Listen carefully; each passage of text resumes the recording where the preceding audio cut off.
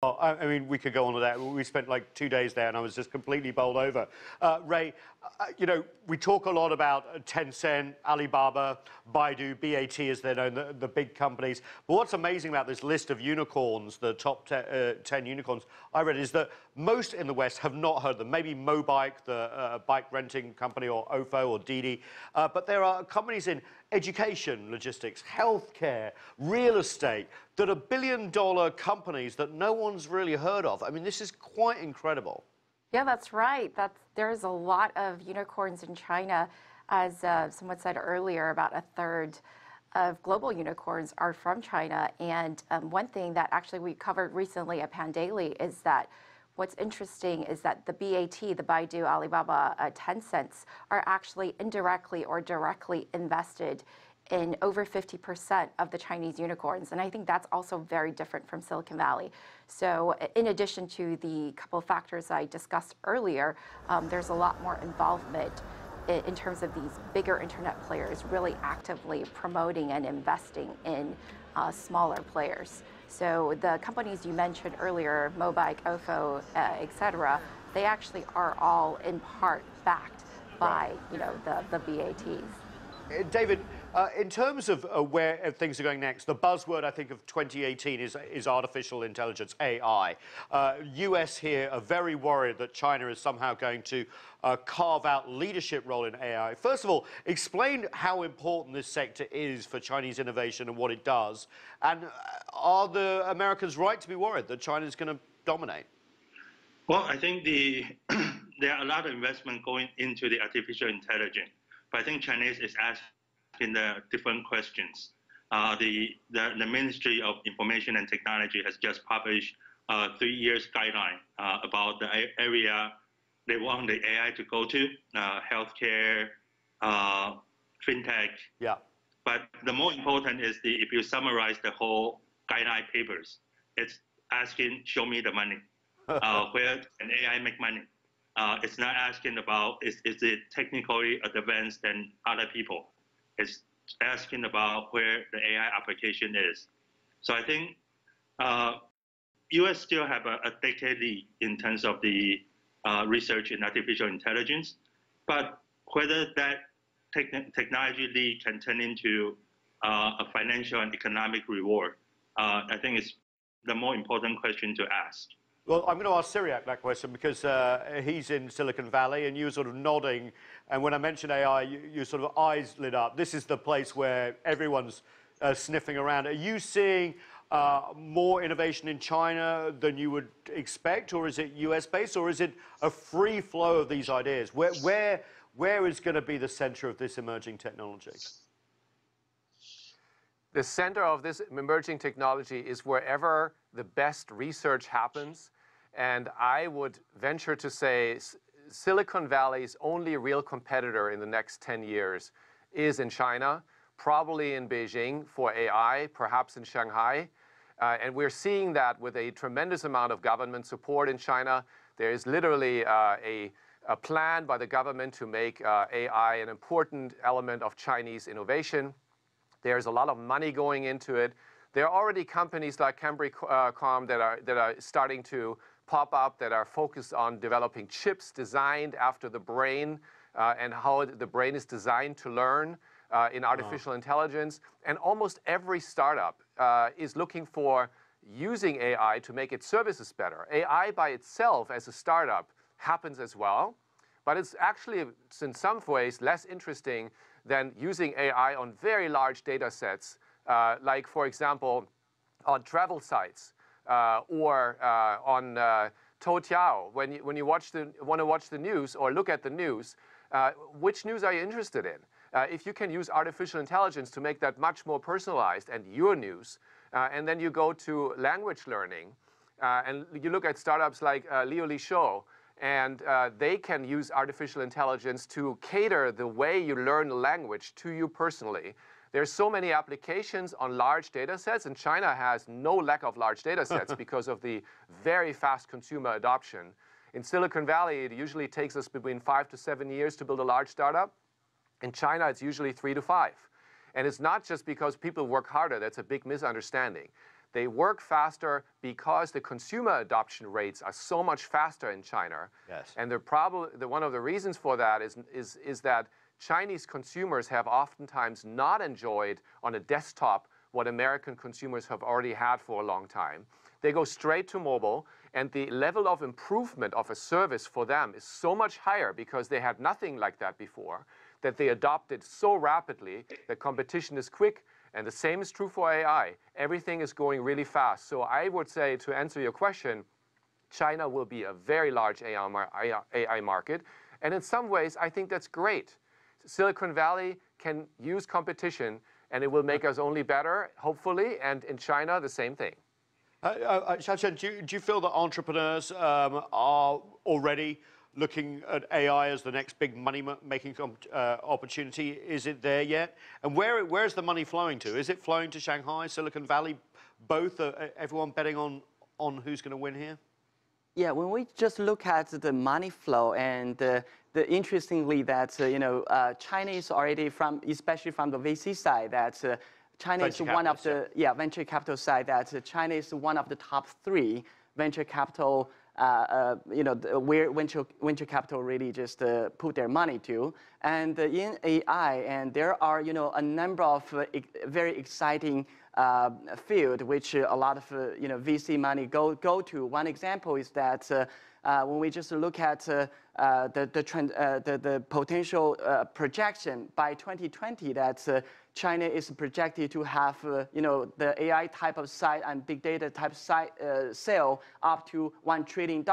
So that's kind of market size definitely attract a lot of different type of investor going there, and also the startups. And now the most fascinating thing in China is that the emerging technology actually just really rising together. It's not AI, it's not big data, it's not fintech, it's all. And then now we can see an integrated solution.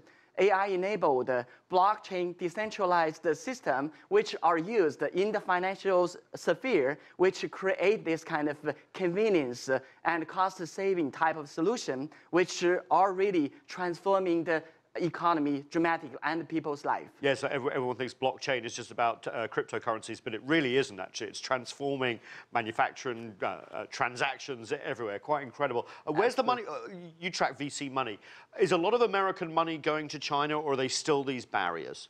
Yeah, and so now we see the mutual flow. And for example, just from the China side, that we take the top 3 largest Chinese internet company as an example. In the past few years, they have invested 33 companies abroad, overseas, and then that is the Chinese money go out. Yes. And in the meantime, that there are a lot of international investors, no matter it's an institutional investor or it's the individual investors.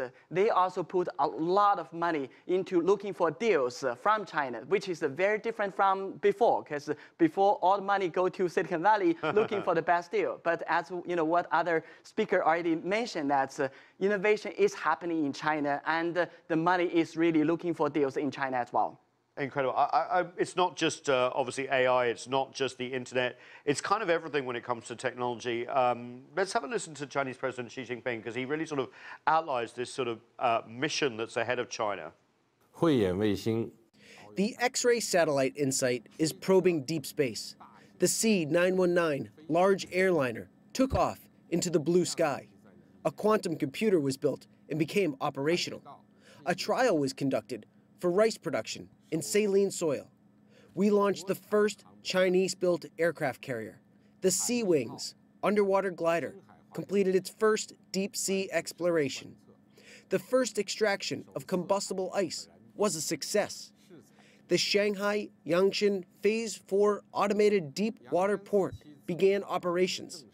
The main structure of the cross-sea bridge linking Hong Kong, Zhuhai, and Macau was finished. Fixing bullet trains now crisscross China's vast landscape.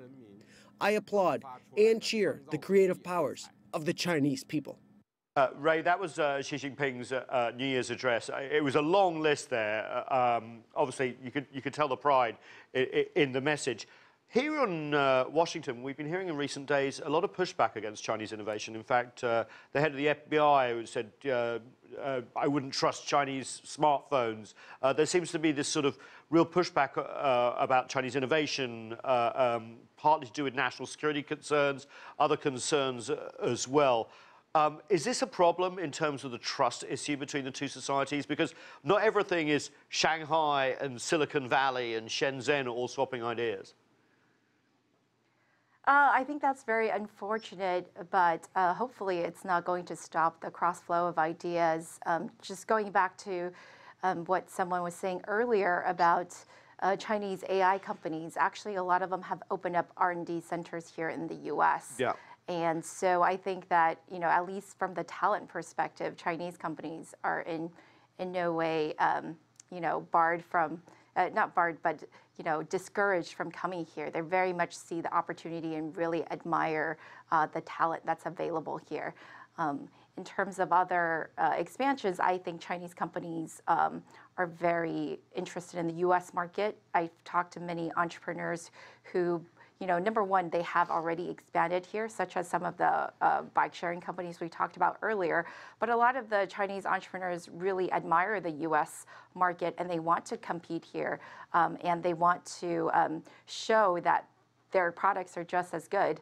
And while they're also going to emerging economies such as Africa and Southeast Asia, a lot of them still see American and the North American market as the holy grail, and that if their products can be competitive here, that they will have, proven that they're worthy of, global stature. And so I think it's unfortunate that there are some concerns, but hopefully from the private investment and entrepreneurs' perspective, as well as market adoption, consumers will be more open-minded about accepting Chinese products. Cyriac, how do you operate in this regulatory and political environment? I think it's not a surprise that the concerns are there in the United States and perhaps in China as well about artificial intelligence. Artificial intelligence is probably going to be, may sound crazy, as important as the invention of how to tame fire or the invention of electricity. It is such a critical innovation that will pervade everything we do. And it is such an important thing both for consumer applications as well as business applications as well as military applications. That is not a surprise that if you take somebody very seriously, and the US is taking China very seriously and vice versa as well, that there is some concerns about who is going to own it and who is going to have the best opportunity to win in this game. And I think that's actually just a sign of how strong China has become in these fields that people in the United States some people are wondering, is this something that we need to be careful about? Is this sort of like a national treasure or secret? It has happened before in many other areas where people have been innovating. Yeah, it happened in Japan in the 90s. So if they fear you, you must be doing something right. Is that what you're saying? It's interesting. David. Exactly. David, there's been a lot of talk in the White House about technology transfer and China copying and all this sort of stuff. But, after I spent my few days with WeChat and came back here, I realized that Silicon Valley had absorbed quite a few of those ideas and put them in their apps. Are you seeing that a lot now, a sort of reverse technology transfer from innovators in China being adopted by the big companies here in the US? Yeah, no, I think the inspiration is the best way to learn. But I think more importantly is if we look at the President Xi's New Year address, one of the big part of this is in infrastructures. I think it's interesting to look at AI. It's interesting to look at the internet company and mobile company. But another big movement is going around is the infrastructure buildings. China is spending $1 trillion on Belt and Road, and the U.S. infrastructure plan was just passed. That's another $1 trillion. If you look at a couple of the interesting Chinese companies to look at, CRRC, Chinese railroad company, they are building subway in Chicago. BYD is building bus transportation in Los Angeles.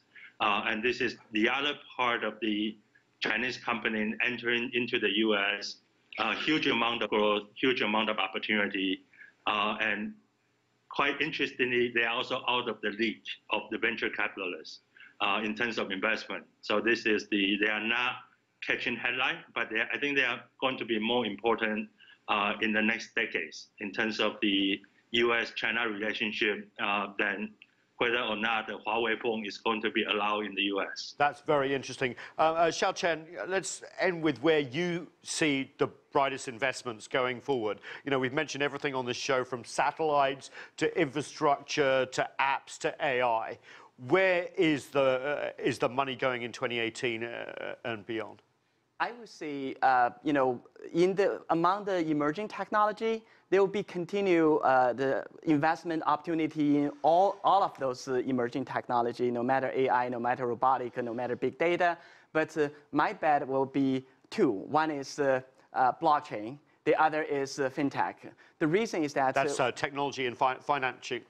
Correct. Yeah. When we just look at the blockchain, that you know, we are transition from a centralized society to a decentralized society, and then everything will be based on blockchain in the future. It's like internet for now. Right. And thinking about the size, if it is the infrastructure for everything else. Now this is the beginning of the biggest transition. And in 2017, we see in China only that 140% of growth of investment in blockchain. Wow. And so that will just, it's only the beginning. We'll see much larger kind of growth rate even in 2018. Then when we just look at the fintech, and China has a big, really advantage here.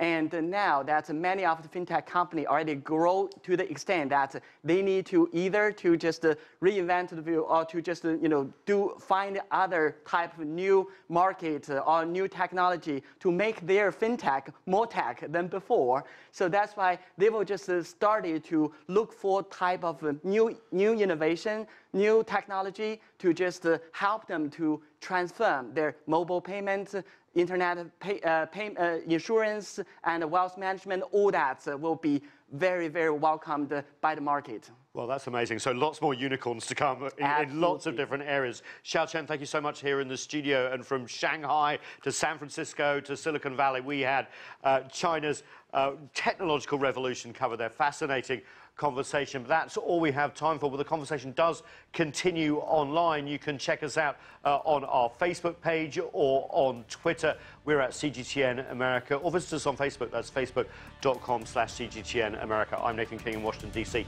Thanks so much for being with us.